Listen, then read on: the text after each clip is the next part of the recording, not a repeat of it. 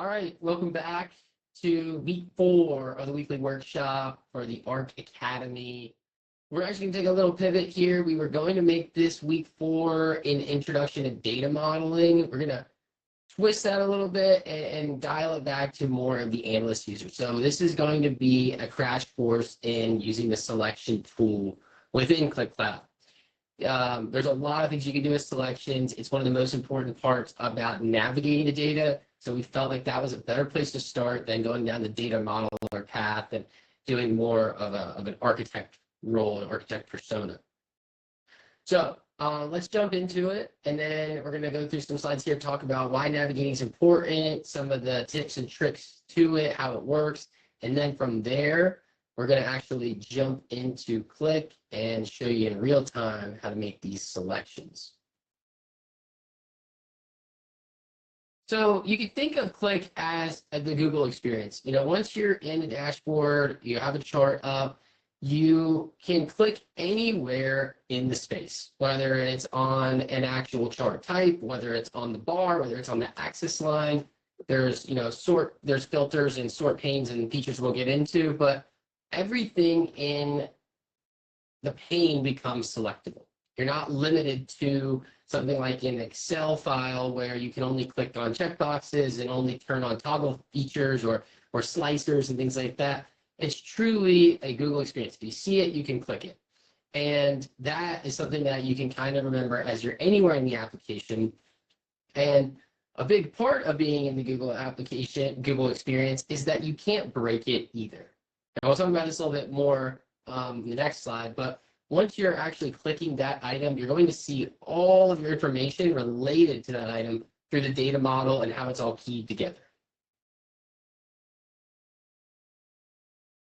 So like I just mentioned, this really is a safety net. Just because you can click on an item doesn't mean that you're editing it permanently. We'll show this in real time, but when you're navigating a dashboard, you have the ability to move columns around and change sort patterns and filter things down into levels that aren't necessarily the default of the dashboard, but you're not changing it for every other user. You're not changing it for anyone else in your experience. You're not changing it for the organization. And every time that someone else opens that application or you open it, it will go back to its original sort pattern, its original column layout. And only when a developer changes that sort pattern or the column layout, you can revert everything back to normal. So there's no way to go in and break this as an analyzer, and that's really important in the organization, that you don't feel overwhelmed and scared to make these selections, and that you can find the insights you need. So not breaking it is a big thing. It's a big piece of mind there. And it also keeps you focused. It keeps you focused on exactly what's in front of you, drilling down through something like a district, into a county, into a city, into a zip code. You can keep that momentum going rather than going over here for cities, over here for counties. And next thing you know, you have 3 different tabs pulled up with 3 different reports. None of the numbers match. There's no hierarchy there. You have the ability to also use these filters to exclude and include certain things. So, you can think about it as a Venn diagram. Once you start making 2 selections, you can either drill down through them, or you can start to find patterns and exclusion principles between the 2, where it meets one condition and not the other, where it follows one checkbox and not the other. And we kind of talked about this in week 2 or 3 about the green, white, gray model, about how the importance of that stretches across your data. And then the last thing here is going to be bookmarks. Bookmarks are part of selections that are incredibly important, because once you make that selection, you theoretically never have to make it again. Once it's made, you can select that bookmark, you can save it, and you can even publish that to the rest of the organization and never have to worry about finding that data point again or explaining someone else, hey, click these 5 filters and apply this and do that.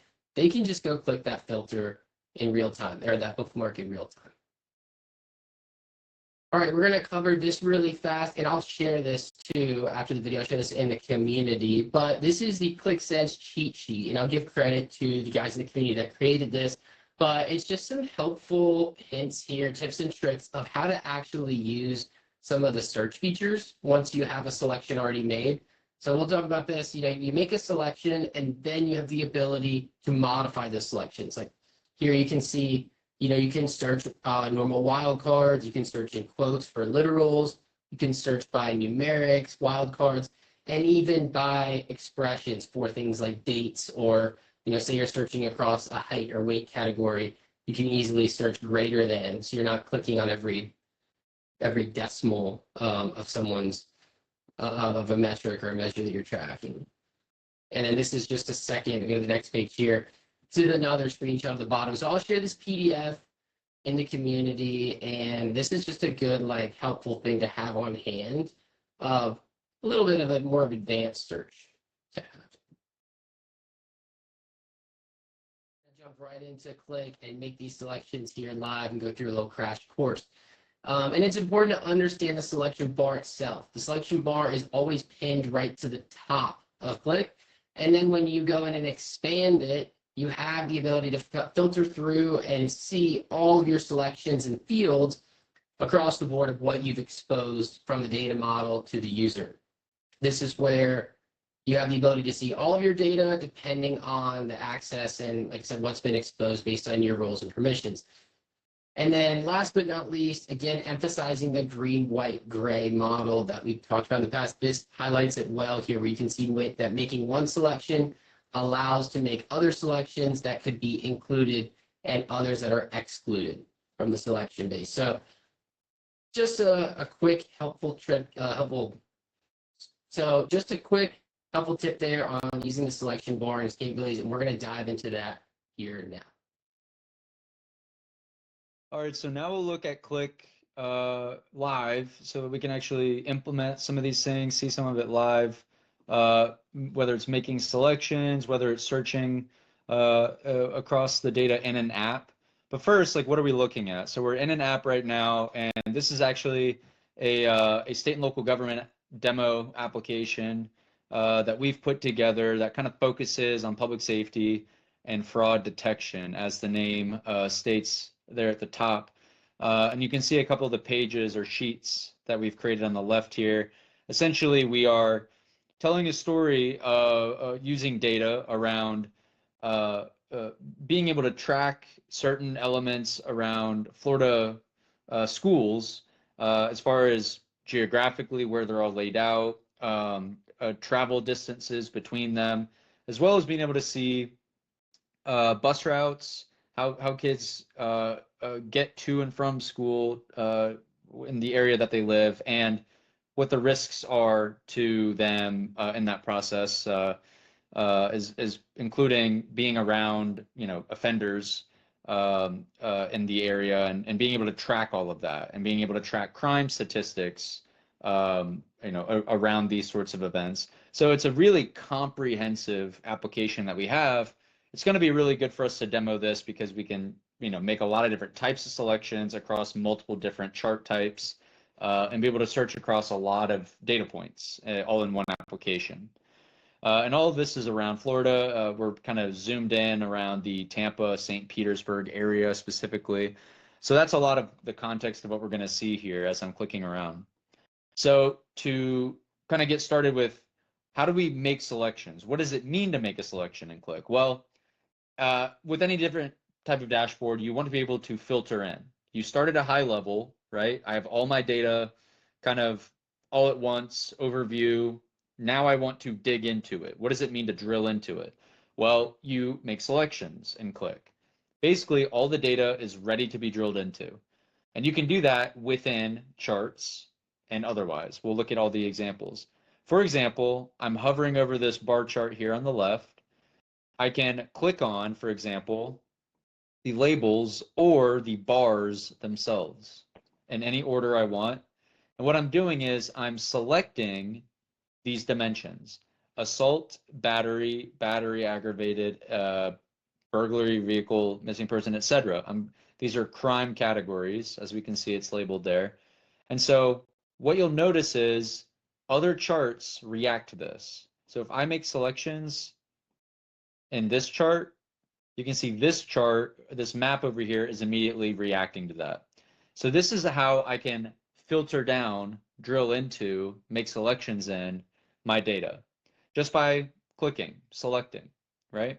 And so I just selected these one by one to choose them, and I get a sort of breadcrumbs up at the top.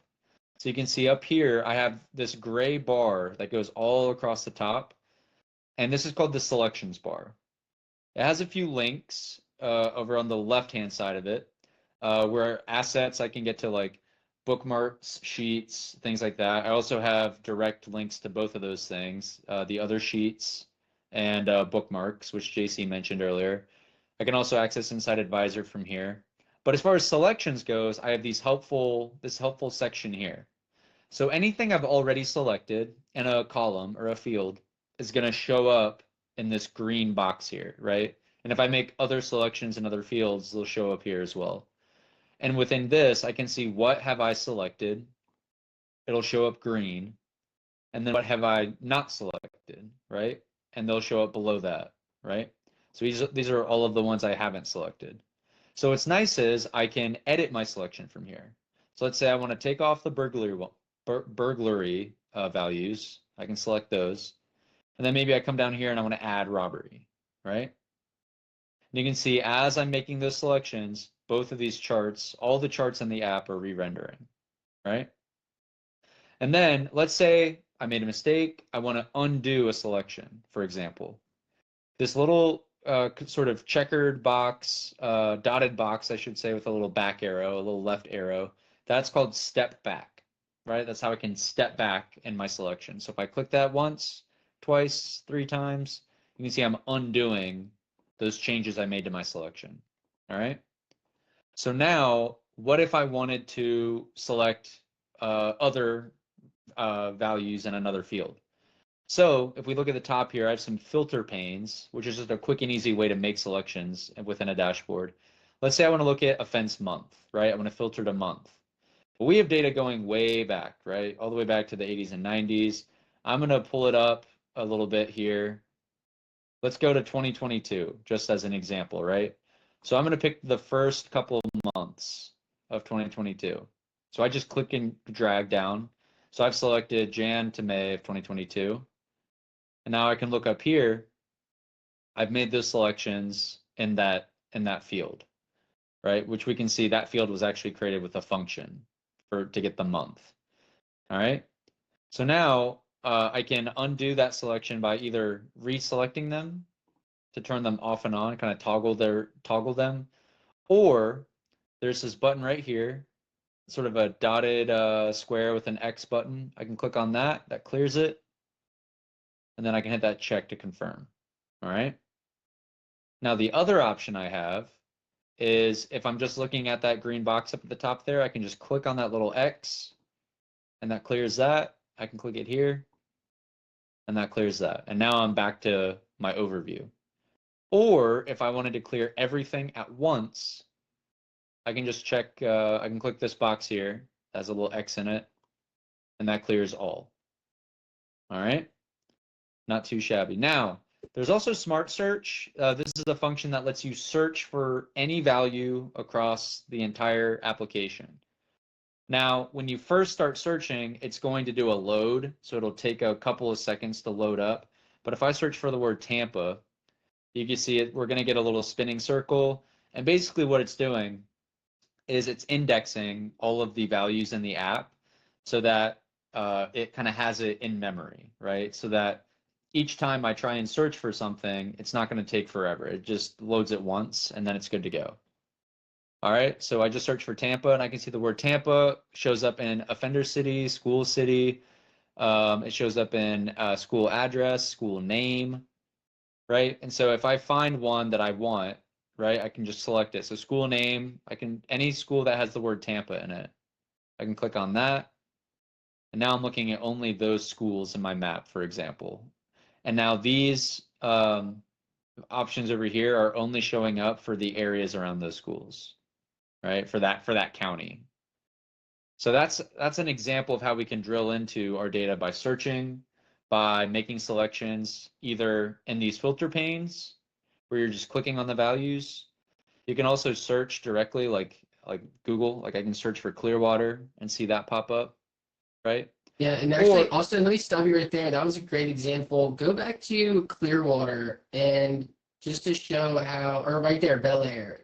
Oh, Clearwater's good. So back up a little bit and take a couple things up. Yeah, so if you see here, Clearwater was entered in this data set three different ways. It was spelled wrong with water, water with a comma, and without a comma. So this is where, traditional tools, you're not going to, if you're just looking for Clearwater, you're only going to find one of those values. But by being able to search here with a wildcard, you can easily search and click all three values for Clearwater. that's right. And you can also do fuzzy matching as well, where you can kind of get pretty close to Clearwater and it'll find all of the ones that are similar to that as well. So just with doing a fuzzy match, I get Clearwater and things that are similar to Clearwater. So I can quickly find things that are misspelled or just nearly the correct spelling there. And then I can select that, and then I can go along with my selections.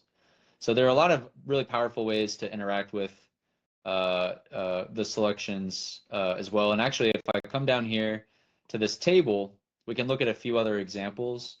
So for example, let's say that I want to find trespassing, right? Well, on the one hand, I can just look up the full word trespass, and it'll find it there. And you can see that it just found that, nothing too crazy. What if I couldn't remember the word I was looking for? I only knew the word pass. Well, that's not going to show up because trespass is one word. So what I could do is I could do a wild card. I could do an asterisk character right there. And that's one way to find parts of a word, right? So you don't have you can find not only full words or the first part of words, but you can find words within words, right? Or strings within other strings, right? So that's another really powerful way to be able to search across data, right? And that might even be even more useful when it comes to crime address, right? Because this is an example of a field where you're not going to be able to, search across the entire thing very easily to find all the values that you want. So being able to search for wood or field or boulevard, you might need to do wildcards to be able to match on things like that if you're searching for certain values. So that's another example there. So within this table, you can also just make selections directly within the cell values, right? So I can make selections in the report description field like that. I can even then make searches or selections within the start time field right here.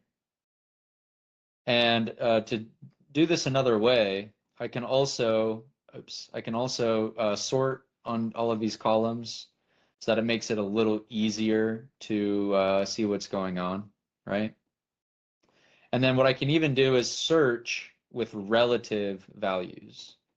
So I could say greater than, let's call it 1 p.m., like that. And then it finds all of the times that are past 1 p.m. So this is a really powerful way to not only search for words or text, but also interact with dates and numbers, right? Really, really powerful way to be able to do that. And I can even do ranges, right? So I can do, let's say, between March 15th of 2021, but before, let's say, July July 29th of 2022, for example, or 2021 even. And now I'm finding only those values within that range, right? And then if I hit enter, I select those values, and now all of my charts are only relative to that date range I just selected. Okay? So really powerful way to be able to do this. Another way we can interact with or make selections in our data is I can utilize measures, right? So for example, what measure is this, right? So this measure right here is just crimes. And crimes is just the number of crimes. So what if I did this? What if I did the crimes? I want to only see crime reports where crimes is when there were more than 300 crimes, or maybe even more than 3,000 crimes. What about more than 30,000 crimes? I can hit enter. And so battery, burglary, grand theft, and small theft, petite theft has over 30,000 instances of that. So again, a really powerful way to be able to use formulas to filter down your data. So there's no shortage of ways for you to interact with these charts, to filter down your data, to search and select values across the data set, right, within our application. And another thing to note is, and here's me dragging along this axis to make selections here, right? As I make selections and I select more and more things, right? So right now I have multiple different things selected across 3 columns. Let's say I go to the previous sheet, for example. Qlik will keep my selections across pages or across sheets.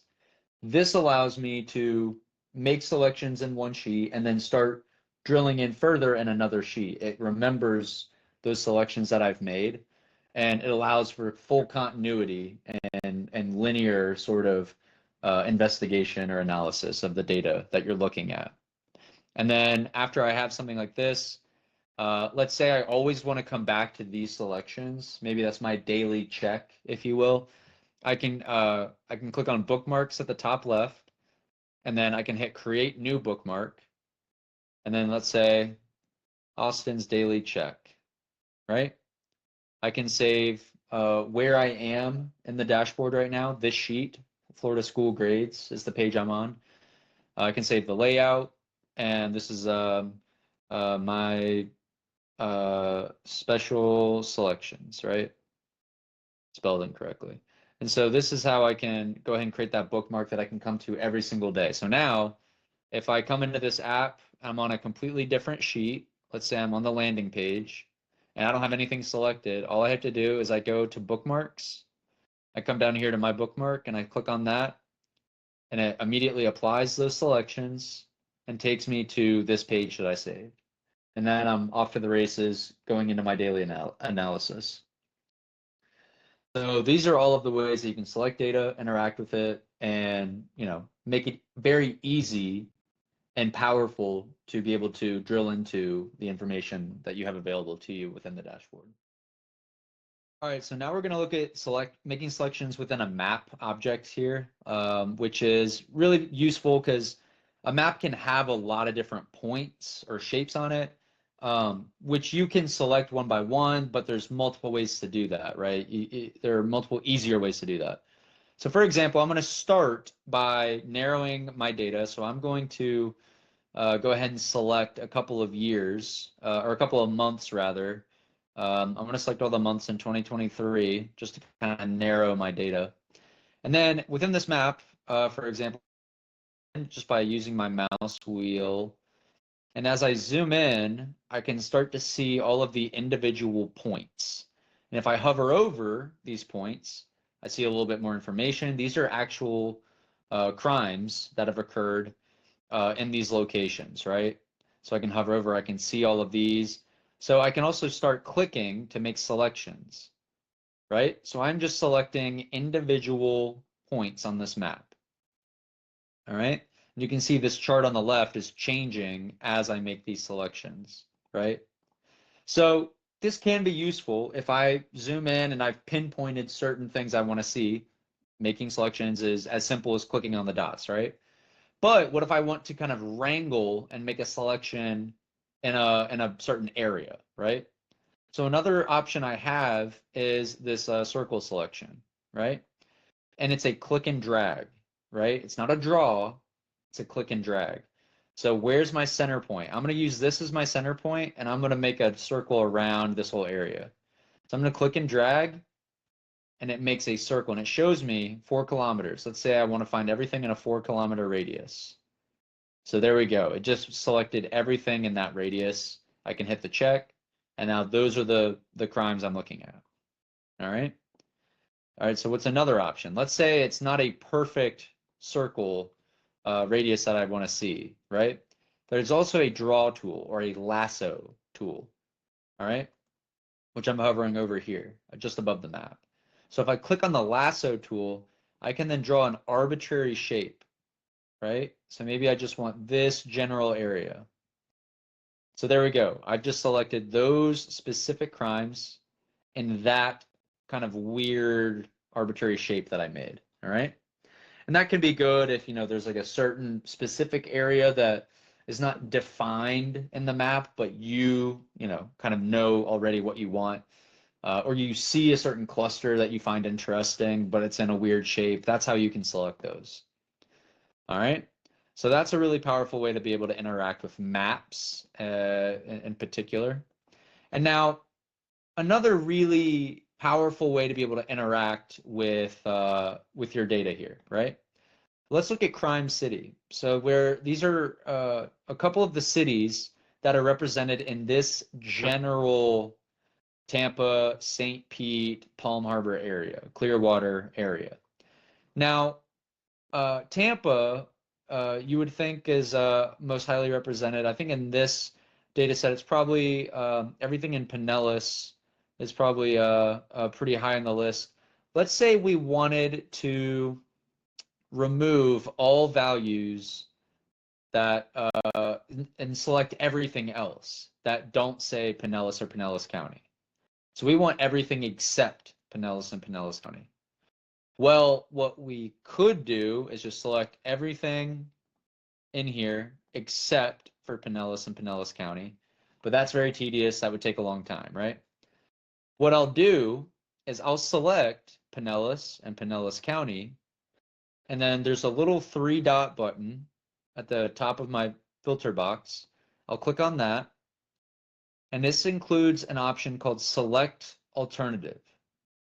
So if I choose that option, it indeed selects the alternative values that I don't have selected. So it's sort of like a toggle, more or less. So now, if I confirm that selection, everything that I'm seeing in this chart and these charts down here, and as well as the map, it's actually all of the stuff that is not labeled as showing up in Pinellas or Pinellas County, right? So that's a really powerful way to exclude outliers, for example, or values that you know not to be relevant to your analysis, right? While all the other values may be. So another really powerful way to be able to interact with the values in your selection. You can not only make affirmative selections, but you can also do inverse alternative selections in that way. Cool. That is everything we have here today on exploring selections. We're going to be making some other one-off videos here soon about diving into some of these object-specific features about key drivers and chart selections and setting up alerts and things like that. So stay tuned for all that, and I will share the cheat sheet here in the school community below. We'll see you next week. Thanks, y'all.